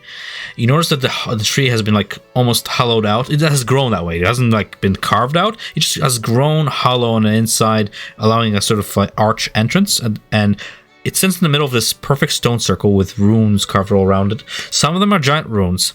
Some of them are dwarvish, Vedic, meaning like the dwarf script, and some of them are arcane in nature.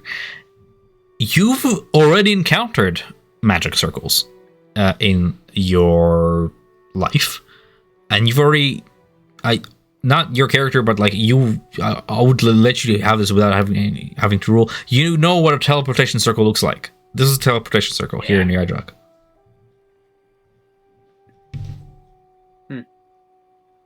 Well, guess I'll have to tell Casimir. Right. You meant like this. Being able to get back here quickly be useful. Ezekiel, as you sort of walk around, maybe sticking nearby, yeah. You notice in green. What? Go for it. I was gonna say I would have respectfully taken like a seat like a distance away. That's fine, but you're still within the grove. Walking around, trampling on the grove. Yeah. You haven't seen green in years. You haven't tasted good food in years. Good beer, unheard of in like 10 years since you fucking arrived in Barovia. This place is fucking great. But it's weirdly great in a sense of almost to a suspicious degree, maybe, because I guess just enough. But everything in Barovia fucking sucks. Even the food and drink tastes like ash usually, and yet this place somehow thrives. And you are sitting in this evergreen grove, surrounded by like garden supplies, a garden that supplies food, and hops, for the brewery. All of this made possible somehow. I'm just pointing out the obvious. That's it. That's what you know. It is very unique, yeah. Yes. Anything from the lot of you while you're here? Are they done talking? I mean, more or less. They're chilling, Yeah. Yeah, there's like mushrooms involved, maybe, like smoking from a few pipes in here and that. Firbolg stuff. Firbolgs, the potheads of D&D. Yeah. Yeah. This is good shit, man. Yeah, Tom doesn't do drugs. Tom doesn't know anything about it, but I feel like if I start describing what like doing mushrooms is like, people will just know I never fucking do drugs. This guy's a square. Yeah. No, it's funny. I just drink. Oh, I you're just fine. know I'll describe alcoholics. That's all I know. Yes. Well, into Ezekiel. Well, do you know where the graveyard is? That's where Casimir would have set up. Where the what is? The graveyard. I can't say I do. Casimir would have made his. He likes graveyards. Gotcha. I do want to speak to Amir before we go, but I don't want to interrupt them, so I'm just waiting. There's no like me. Jump in. They're hanging out. Like it's this whole conversation was happening while you were like just sitting by. Unless Javik wants to ask anything of Omrir, the first Furbolg you saw in maybe like a few years. I'll try and answer, but Off the top of my head, not right now. it's fine. You can ask me like over RP chat too. It's fine. This place is a good sort of retroactively doing things place. Even if you head out from Yaedrak this session, you can always ask me retroactively. What do you want to ask, Ezekiel? I'll slowly walk up to him and say, Amir, I've heard many great things about you. I've heard nothing about you. Nothing personal. is Ezekiel. Sometimes the fates are fickle like that. Go on.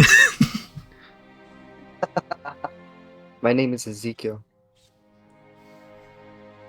Thank This you. place is. Make yourself home.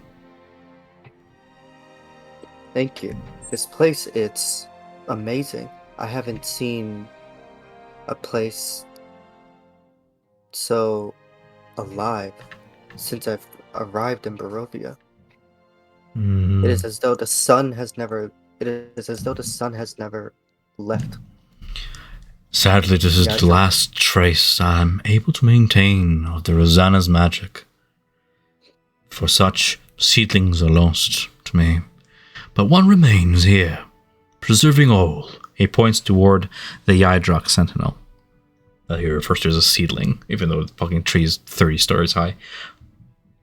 In the times before Strahd, or his predecessors, the Dilmorians, Barovia used to be a beautiful country, maintained and inhabited by civilizations only known to me and to others as the first people. We have made this land beautiful. You should have seen it then. Sometimes I still dream of it. These people, the firsts, worshipped the Rosanna, the Ladies Three, a trio of ancient goddesses that ruled over the land, made sacrifices in their names, sought omens and fortunes in the entrails of beasts and mortals alike. Savage to some, but there's beauty in it. And these Rosanna, they wielded powerful magic, bring good fortune to those that follow their ways. And only their most devout priests and druids knew the ladies' names. To all others, they were known simply as the Weaver, the Huntress, the Seeker. For as long as they ruled the land, the ladies acted as its sovereign, making their will known through auguries and omens. Through intermediaries, they wielded powerful magic, drawing power from water, earth, and air. The more he talks about these deities, the more you sort of draw a parallel from where you come from, the land where you come from. A deity known to you as the Wild Mother. If you were to take the Wild Mother, the goddess of nature, and split her into three elements, water, earth, air, seems to be like what he's talking about. Almost as if maybe the Wild Mother is like some sort of a post-proto version of this ancient deity. If that makes sense. Alas. Ezekiel. Yeah, go for it. Continue. You say that you'll keep talking. I can talk about this all day, but sorry. Go for it. Sorry. You say that all of Barovia was like this grove back when the ladies three rolled over it? Most of it, yes. Blessed as it was by the elements.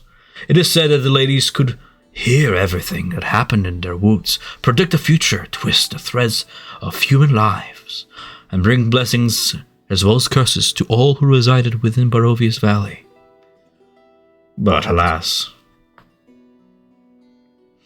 Well, what happened? What happened, Why do they indeed? no longer rule over the lands? When the men of Dalmor first invaded this land, the druids and berserkers fought bravely in defense of their ancient land. Even so, the technology of iron and steel drove the native warriors back to the mountains and wild places, where they hid from the wrath of the Dalmorians. Worship of the ladies continued, of course, but with fewer followers and more doubt than before. Many amongst the tribes believed their failure to drive out invaders to be a punishment. He looks toward Javik at that word. Sent by the ladies for their failures and flaws. In their oral histories that have been passed down to generations, the first people's failure to serve the ladies adequately became known as the second betrayal. But do not ask me what the first is. That is unknown to me. Regardless, 200 years later, a haughty warlord named Strahd von Zarvich conquered the fledgling kingdom of Dalmor. Fearful yet optimistic that Zarvich could yet be their savior, the druids of the forests approached him soon after his coronation. They offered him forbidden secrets, hidden knowledge that would bind his power to the land, if only he would promise them patronage and safety. Strahd, his interest piqued, accepted. Thrice did the druids guide Strahd von Zarvich, mortal that he was, to the fanes of the Ladies Three.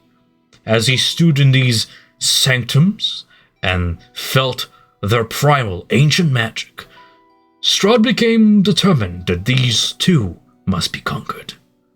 In the Swamp Fane, temple of the reclusive weaver, in the Lake Fane, home of the wise huntress, in the Mountain Fane, home of the mystic seeker, Strahd reconsecrated each stone altar in his own image, sealing rites of blood and powerful magic that bound his soul to the magic of the ladies. And so he became the land. The druids of Yester Hill, far to the west, desperate for a protector, were silent in the face of this profane desecration. The warrior tribes of the mountain, however, saw this as a blasphemy, and separated from the company of the druids in disgust. This became known as the third betrayal, and the seed that has blossomed this settlement around you. For many years, the ladies and their rituals were lost to time and mist, the power of the Rosanna bound by Strahd's desecration. I, and those that preceded me, have clung to hope of ancient prophecies that the Fanes can still be cleansed of Strahd's corruption, restoring the ladies to power and greatly weakening Zarvich's defenses and his connection to the land. At long last, the prophecies have come true. He looks on to, not you, perhaps because you've been sort of busy being in your cabin for the last 10 years or so, but to your companions, who seemingly have achieved this very feat he's talking about, cleansing the three Fanes. You cannot falter now. It is only thanks to Strahd's own arrogance that you were allowed this opportunity, but it won't last. Many before you have tried to fell the devil. Time and time again, he used their blood to reseal his grasp upon the land once more. In his wickedness, Strahd has begun to lavish this cycle, feeding off the misery of shattered hope. I pray to all three that you will see this cycle severed. He takes a long, long drink from mushroom tea in his cups. Ezekiel is sort of just shaking his head like in disappointment as he hears of this story. I mean, it has a happy ending. Of course it will. No, I mean, like, it did. Like, what I'm implying at is that the Elder Seer has foreseen the efforts of your party, and I know you don't know this, Lorian, but, like, your party, I mean, tell them, guys. Cleared Yeah. three of 3 Fanes. Yeah. They found these, like, shrines throughout, and here's the thing, so, according to the module, you're supposed to come here first. Learn about the fates, and then go quick cleanse them. You guys just, like, encounter them. You guys, like, did a good job of, like, just going around the map and actually being inquisitive. That's why those faints felt like, oh my god, like, this is hard. Because they're, like, level 10 stuff. But I was like, no, I'll run them as is if they're TPK to TPK. And then, like, next party will learn about them and go and do it. But no, you guys cleansed them before you arrived here. So, quest completed before you guys got it from the quest giver. Congrats. Yay! Yeah. But yeah. Yes. Good old. I'm looking for this rare thing. Here you go. The very hope of the land rests in the restoration of their fates. We already did it. Oh, okay. You know, it's that kind of thing. But no, he foresaw you guys and has probably been watching you for quite some time. You notice a very large amount of, like, birds, ravens, nest within the boughs and the branches of the trees, acting unnaturally keen towards you, like watching you. They're very quiet crows, ravens, sorry. It is quite possible that he's been keeping an eye on you one method or another. Yes. You already, I think, if you recall, with just a little fun thing, I like doing this across campaigns where I do little details like this, but I should point it out. Remember when your Fae character, what was his name? Yaedrak, Yaedrak. cleansed the Fane of the mountain and he, like, saw raven stuff? Yep. Yeah, just all that in mind. I don't know, it's just all connected. But anyway, sorry, I digress. That's what he tells you about the Fanes and how the land. It appears that possibly the tree that blooms here has been planted with a similar seed to something that the party has encountered before. Only this seed has been allowed to grow. Instead of being, like, its power drawn from it for whatever selfish needs, it has been planted in nature. Also, his work. Yeah. Yeah. Well. I think that so much harm has been brought by the shadows casted by one man. Ezekiel will look to his party and say, what you have accomplished before we were met is amazing. Truly. Yeah, we're pretty fucking cool. Truly, we can bring the light back to Barovia. Although, after just taking a sip of, tea water and everything. Pea water? What? No, tea. Tea water. Oh, tea water. Or pea water. I'm like, no, he's not that crazy. Tea water. Drink my piss is how you survive. No, but just bringing something in, like his ears yes. Would start to kind of go low. Thinking about it and pondering, he's like, we still haven't faced any repercussions, though. We've been allowed to clean out these Fanes. Yeah, that's something I actually mentioned. Remember, I mentioned that he takes like a certain, like, pleasure in this misery. He like Omer told you, like, Strahd is giving you hope. Essentially, he's like, oh yeah, we can actually do this. The shattering of his hope is like what he gets off on, pretty much. That even though you did all this, I still broke you, and he has done this before with other heroes. Hence that sort of confidence and your lack of pushback. If that makes sense. Which is something that you should take advantage of, because, he's being cocky about it, Yes, the appropriate response to that is to... Yes, the appropriate response to one underestimating you is to take advantage of it, knock them down, and then don't give them a chance to stop underestimating you. But you're on borrowed time. Strahd Yes. will not let this stand for long. He is not one to be defied, and his pride is bound to drive him to action soon enough. Do not Yes. dally. Find what you seek Yes. and face him. So, It's clear to me now. I can see the path before us. The path you three have walked upon, and that I so graciously am a part of now. There are no shadows under a noonday sky. Ezekiel, roll me like a perception check. There is something very calming about this whole grove, especially with all the green in contrast to the grays and the mud and the frosty white snow. You catch a glimmer of something. A trick of the light, perhaps. God rays seems to trickle from somewhere above. Though the sound of Morovia is muted, through the boughs and the branches of a tree, God rays trickle in a little bit. And in a mirage-like capacity, you see a shape walking amid the various bushes and undergrowth of the grove. It is that of a man. He seems young, brimming smile on his face. Leather armor studded, familiar. I'm terrible because no, I'm good. Sorry. Real quick, out of character, what are God rays? God rays is like how do I explain this, guys? It's like light rays that trickle through branches or clouds. Yeah. Split and you have the single beam or column of sunlight coming down. I understand. Yeah. In that will- beam of light, you see like amid the leathers is catching is a gleaming set of golden armor that has like lacerations across it from battles before, but it's still well camped.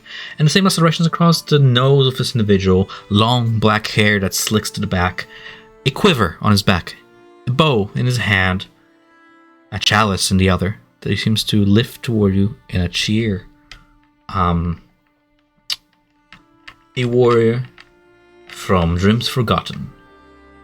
You see Damien's silhouette amid the kind of semi-translucent amid the garden. There are other shapes in the garden that you can barely see on the cusp of the ethereal and material bordering it. Ghosts, spirits walk in the garden, but not angered. Ezekiel's like breath catches At in peace, his throat. The young 17-year-old fades slowly, dematerializing as he lifts his cup towards you. And the last you see of him are the two shining glimmers of his bright smile and eyes. And the eyes, for a brief flicker of cyan blue, ghostly white, fade away.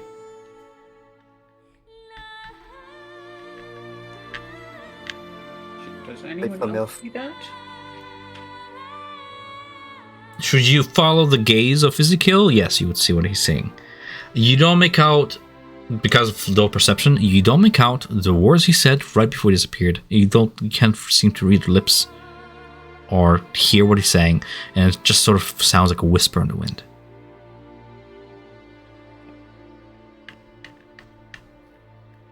Ezekiel, after a moment of composure, will just give like an understanding nod to his old friend, says, "Wait for me," and trail the sun. I'm gonna kamikaze into Strahd, wait for me. You can do it. Fucking do it. Alright, guys. At this point, it is 9:06. Usually we call it around this time. But is there anything that we should at least finish up in the grove? And where are we heading? Where are we starting as of next session? I suppose we should discuss that. Does anybody want to purchase anything here, or make preparations for way ahead? Yeah.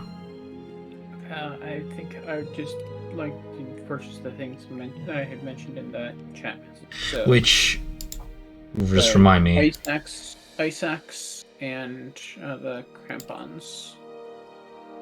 Right, so Climber's Kit is like 20 gold pieces or barter worth that if you can't spare the gold. And the Climber's Kit like includes the crampons. Pittons, I believe you already bought from Vistani because you requisitioned them from big guy, Vistani guy. Just name me lose me right now. Not Arigal, his brother. But so you got those already. If you want more, you can. In gold. Huh? I just pay in gold for that. Fair enough. So 20 for Climber's Kit, and what was it? Pittons, Ice axe to help, basically. Oh, ice pickaxes. To the things that really work well for mounting into ice, so that I can secure ropes for other. Almost like an anchor point is part of Climber's gear. Okay. Yeah, they're like much smaller than like a weapon.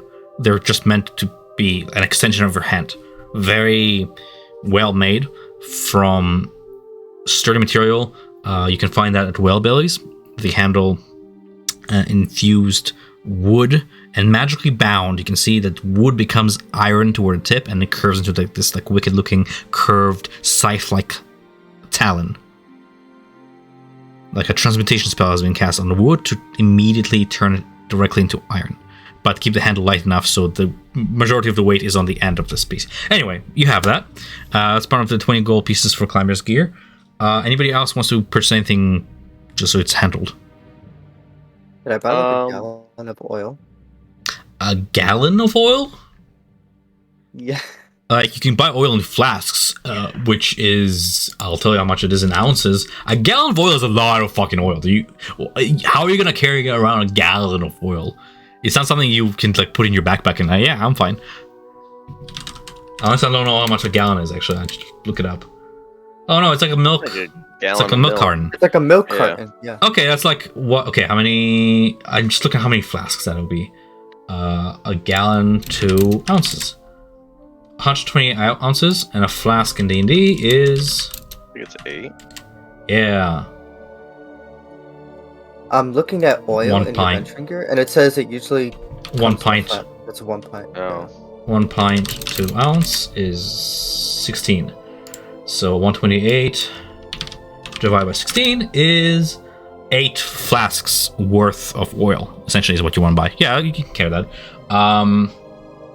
They will come individually, kind of bundled into like a fisher's net to the point where you can blow or use all of them up at once, or you can just, use them individually. But they are sold in individual flasks. 8 of them, how much is it? D&D Beyond? Oil in a flask. I don't know. Is 1 silver piece each, so 8 silver pieces. Wow. Yeah, oil's cheap. That's a lot cheaper. That was 5. Okay. I'll give them a gold piece. Get 2 back. Cool.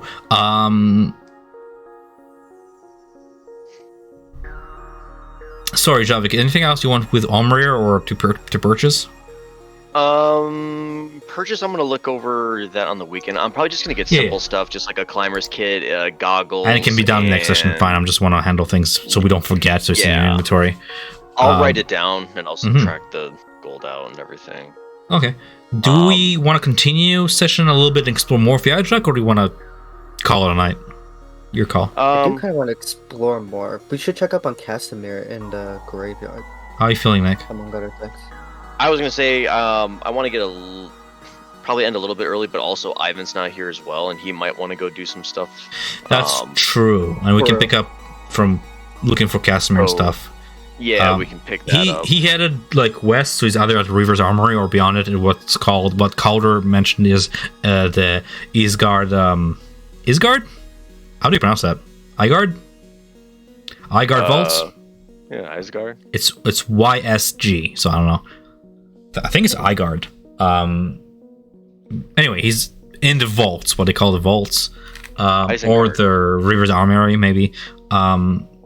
He's just sort of going from place to place, asking people, "Where do you keep your dead?" Which is, Casimir's charisma at play. But this was fun. No combat, but nobody did a bar brawl. But jokes aside, I had fun. It was good roleplay. Yeah, if you have any questions about, I know I fucking lore dumped a little bit there. If you want to clarify things, I can make it in a handout, or I can repost it or something, or I assume you guys make some notes or whatever. Yeah, I have some. I thought it would be nice to have a little closure to your Fane quest, even though you didn't pick it up initially. It's just nice to be like, we did good for now. We did it. Yep. Yeah. And it sort of answers your whole question, Martin. Well, like, why doesn't Strahd just reconstruct Fane's back in his own name in an image? Because it's all game to him. He likes the hope that you guys are building up, and he's like, okay, you can either be smart about this and join me, or be crushed like everybody else. In fact, I can't wait for Ezekiel to come back to Ravenloft, because Strahd will be like, you again? Like I was like, this is gonna be fun. Didn't learn your lesson first time. Yeah. Oh man, seeing Damien though.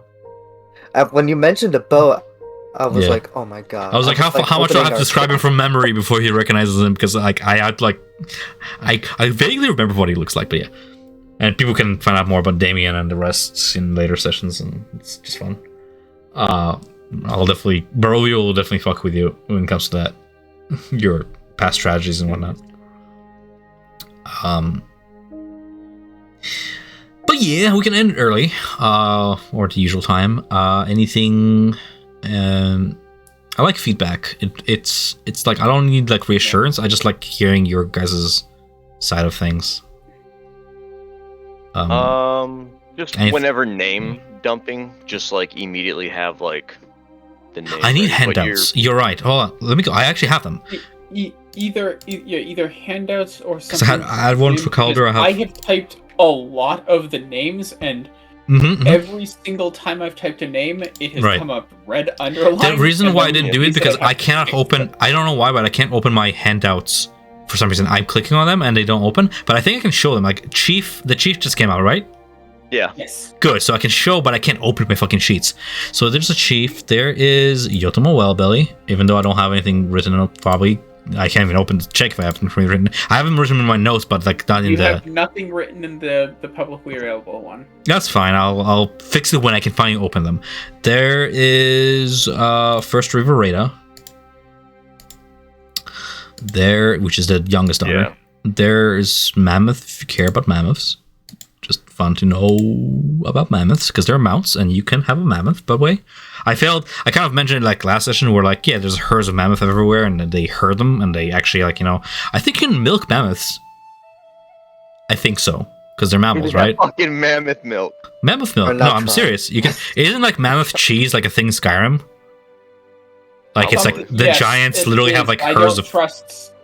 But I don't necessarily trust Skyrim to be accurate. But they're mammals though.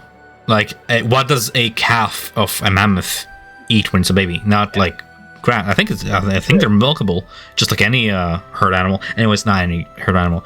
There's Helmskag, just in case. Does mammoth milk give you like 10 extra hit points?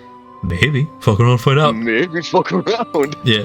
There. I don't know. Did I show Helmskag? Yeah. There's Helmskag. Ulfur. Oh, dude. Ulfur was not revealed. He's over somewhere else. I'll skip him. And Jarl Harshnag. I don't know if I have anything written for them because I have them in my notes. I might just have pictures for each of them for now. You have some stuff written. Is it like about giants? I think it's just. Is it like DM metal notes? Whatever. It's fun. Just don't above the table. Like just keep it above the table. It's whatever. They're your allies. You're not fighting them, hopefully. And if you are fighting them, I will change your stat blocks to kick your ass. Like it's fine. But at least you have the names. Front gate. Yeah, there's two of them at the front Jarl's Lodge. There's Helmskag. No, I mean at the front gate of Castle Ravenloft. Those are undead, though. Just so you know. I very much describe them as like zombified. Yeah, no, I remember. Mm-hmm. How helpful would a mammoth be traveling to the Ember Temple? Like, helpful. Is the mountainous region just too much for them to walk through? it's what these people use to traverse the frost. It's better than a dog sled when it comes to speed, because just of the progress that a mammoth makes over time, because it just can traverse deep snow. The only thing is weight, and also your stealth is out the window. Like, I will make you rule, it'll be like disadvantage with like a -5 to it or something. Like, no, just disadvantage. But like, you are very much in the open, and if you walk across like thin ice, the mammoth will just like go beneath the ice and stuff. So there's like pros and cons to everything, but it's fast, and it's what the hunters use to traverse whenever they go around this landscape. I feel like it's worth nuking baby dragons. You like bet your ass you'll take mammoths with you if you go on a dragon hunt. I have a lot of plans for the dragon hunt. It's gonna be fun. Like, it's gonna be a whole like mini side quest, but part of a story, believe it or not. Sorry, still throwing a little bit of shade. To some extent, I think that's probably our next step, because that gets us escort the Amber Temple. Tomorrow or next session, it'll be. I like just saying see this what out Ivan of wants to character. do. Let him think that I convinced you guys to go after me. Yeah. Yeah. But yeah, let's see like what Ivan might want to finish up or do. Then we'll probably go talk to Casimir, and then go to the bonfire ritual. It's just nice to know what to prep. So am I prepping Galactor's Peak then, instead of like the Amber Temple or whatever, the Selencan Pass? I have both of them prep. I just need to know what to concentrate on. Sorry, yeah. I Okay. think so, and because I think I'd be looking at it from the standpoint of this gets us allies getting to the temple, which means that we'll have a better chance of getting there. Yes. So because of like being like risk avert and you like planning and stuff, I'll tell you that in order to get to Galactor's Peak, it is. I mean, look at the map. It's quite a travel's way. Even with mammoths, it's gonna be a little bit of a trek, because you are here and Galactor's. Oh, it's actually past Selencan Pass. Oh well, that puts up what's. Yeah, I forgot it was past. That's fine. You'll be past Selencan Pass, meaning that you will. Yeah, it's 4 miles. Only 4 miles. It's only 4 miles, but you have to realize this is like a mountain rise. Like each one of those little dotted lines, that's 100 feet of. That's 100 feet of elevation. Oh. So like it's a high rise. It's and you're pretty much taking almost like a winding path. It's nice to know the distance for it if you could fly, if you want to risk flying. But if you're taking mammoth, it's like a winding path up certain passages, which is it's fine. You'll be fine. But it is past the Selencan Pass. I didn't realize that's. So the peak's only 700 feet up. Well, not the peak of the mountain. That's Galactor's Peak. Mount Gakis, if you look at the arrow, it continues on a rise. It continues on rising beyond the map's reach. Okay. Mount Gakis is humongous. It's part of the Balanok Mountains. It's what pretty much makes the entire Switzerland-like border of Barovia to the south and the north, if you think about it. It's just that there's no point of putting it on a map because this is already good enough. And we can use our Theater of the Mind. Sounds good. I have a because I'm a DM and I can do whatever I want. I have a mind of being like, so yes, that is Galactor's Peak and that's what Galactor peaks, but maybe the mate they're hunting is just layering somewhere nearby. It's like, I don't know, here, just for the sake of not going to Selencan Pass. But I might just maybe let's do the Selencan. Fuck it, let's do the Selencan Pass because that'll be nice. It just. Do you part ways once you deal with a dragon and continue onwards? Like, is you getting up Yaedrak, like next session is just you getting up Yaedrak?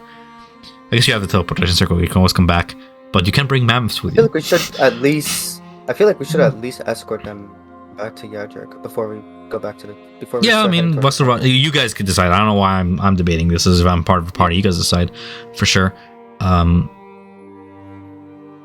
Yeah.